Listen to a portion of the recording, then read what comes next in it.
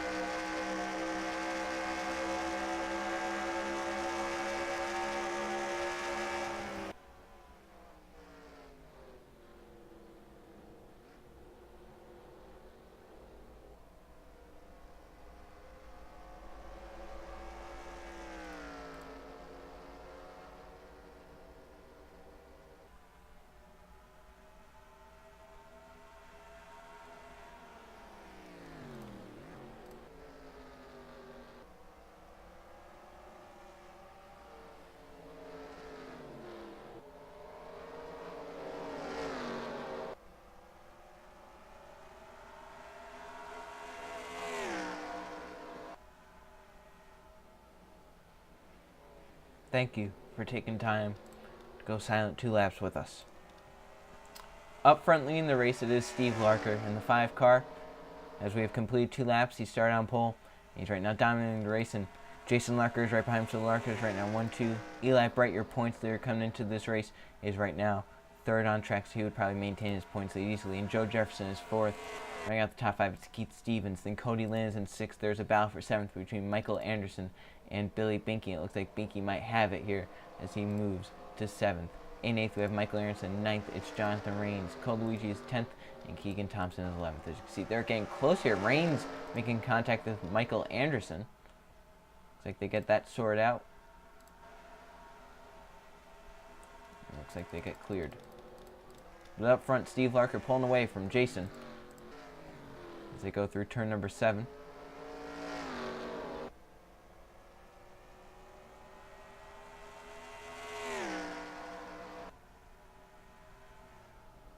See, the front 4 really kind of gap themselves. Then 5th and 6th have a pretty good gap over the rest of the field. Then 7th on back, they're battling stuff back here. Cole Luigi and Keegan Thompson trying to battle to not be last. They're in that battle for 10th.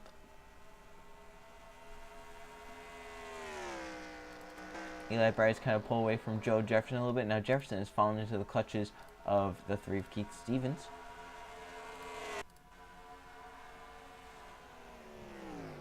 As he flings it into the bus stop. You get really tight through here, and if you have to hold on track, and it looks like Keith Stevens can take advantage of Joe Jefferson going off track. Not quite yet. I think Jefferson will be able to clear him. Yep. Well, not quite yet. I have to see how he does in turn 6 and 7 here. I think Keith can keep it right there as long as he stays side by side with Joe Jefferson. This could be his position as they come off turn number 7. Nope, into the wall he goes, way too high. That's going to cost him a spot to Cody Lynn. So Keith Stevens made a move and he falls back to 6 because of it. And the Larkers dominating this race. Steve Larker started on pole. Jason Larker started second. And they're running that same way right now. 4 laps into the race. We are on the 5th lap.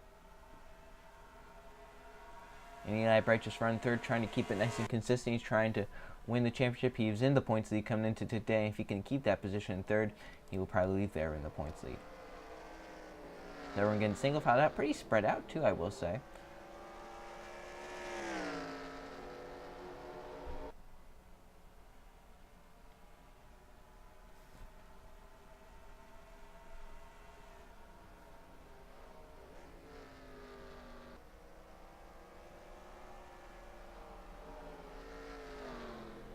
Through turn 7. Car up against the wall. I believe that might have been Keith Stevens again in that through car. I believe he almost got into the wall again, come off of turn 7. He lost some ground as he had to let off or else he would have hit the wall.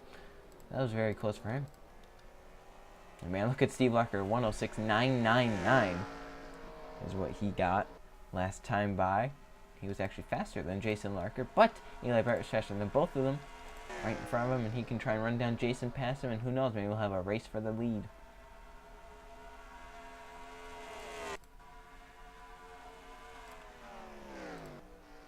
Yeah, look at how fast they can fling it into that bus stop. Then they go, some of them go really out wide, some of them, you have to try and keep it on the track, because going out onto the grass will really slow you down. See Joe Jefferson way high, he got very slow, and Cody Lynn will be able to try and take advantage of that.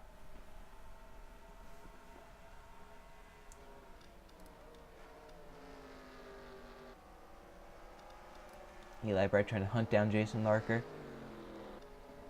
Ooh, up the track goes Steve Larker.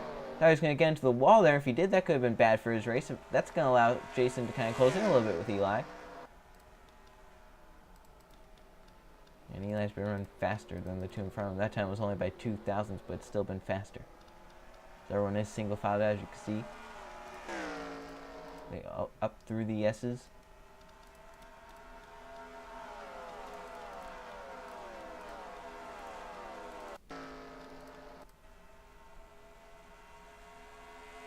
Steve Larker just trying to hold that lead right now in that 5 car.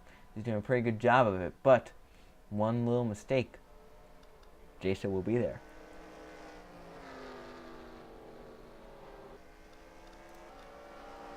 Jason trying out a higher lane, trying to see how that goes. Looks like it didn't really work too well, but that's what you have to do here when you're in second. You have to experiment, try and find a way out of the dirty air of the car in front of you. That's the only reason these guys can't make passes here. They're in dirty air for so long. But down the straightaways, it really helps being right behind someone else. You get that big pull from the draft. We've just completed 7 laps here at Watkins Glen. The Watkins Glen 100 for the 1999 season, our 4th race at Watkins Glen. And so far, the statistics show if you start on pole, you're going to lead every lap and win the race. That's just what has happened so far in the IROC season at Watkins Glen.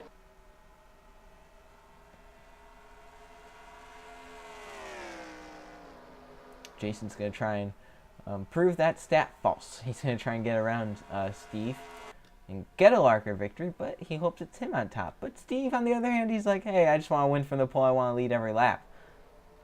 Ooh, Jason went way off into the dirt that time. That really slowed him. Although if he can keep it nice and lower, then Steve is going to have a nice run off the carousel.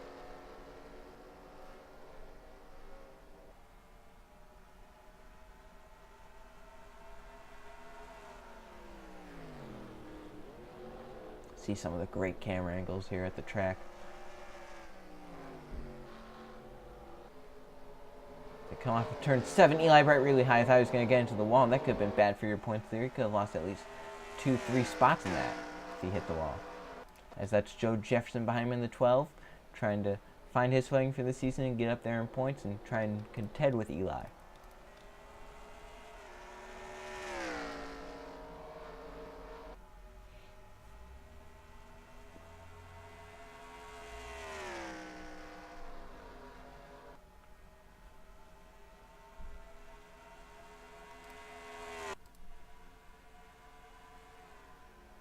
Again, you can see how fast they go into the bus stop from this camera angle. Show how much they whip it in there.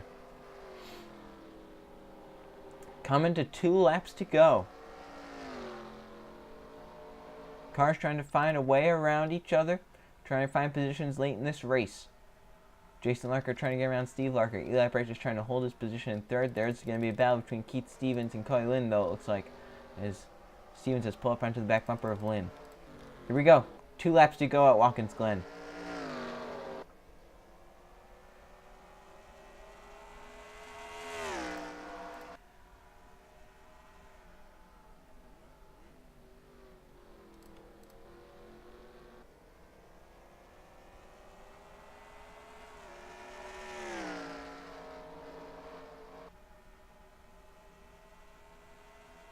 Larker's done a good job of just keeping his car in one piece. He's been able to keep it straight.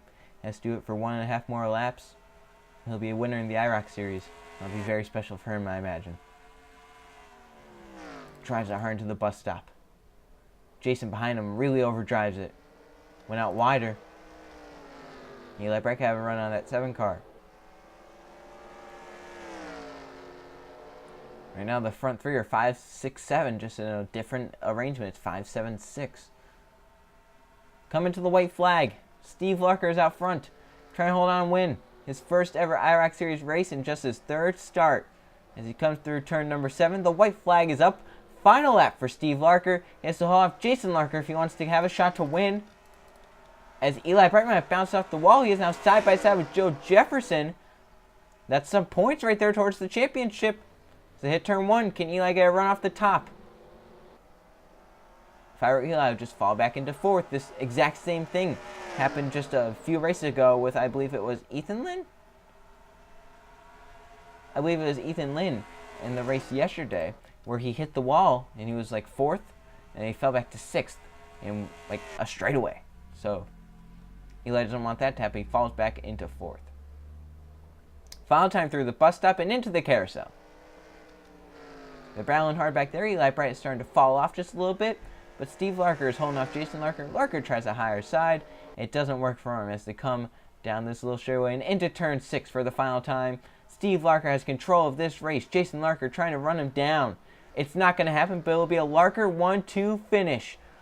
Off into the final corner of turn 7. Steve Larker will dominate the race and lead every lap and win from the pole. Steve Larker wins the Watkins Glen 100. Jason Larker finishes 2nd. What a fantastic drive by Steve Larker to get the victory, and Jason Larker to be right there to finish 2nd. Amazing drive by those two. The Larkers 1-2 here at Watkins Glen as we look at the finishing results. In 1st, it's Steve Larker. 2nd, Jason Larker. Joe Jefferson ends up 3rd. Eli Bright in 4th.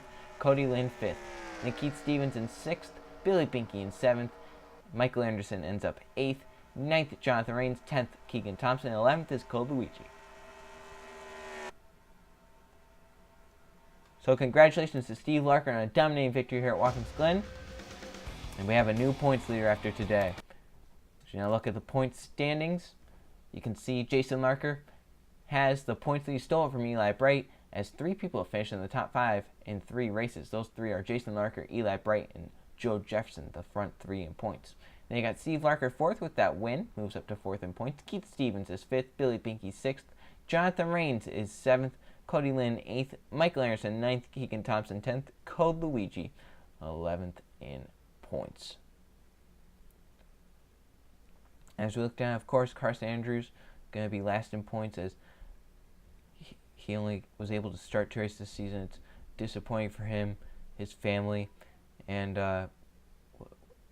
we send our condolences out to the family of Carson Andrews, the friends of Carson Andrews. Godspeed to Carson Andrews. And of course, even though he is not with us, he is 1 lap ahead of us. So the next race will be the Richmond 100 for the 1999 season. See you guys then.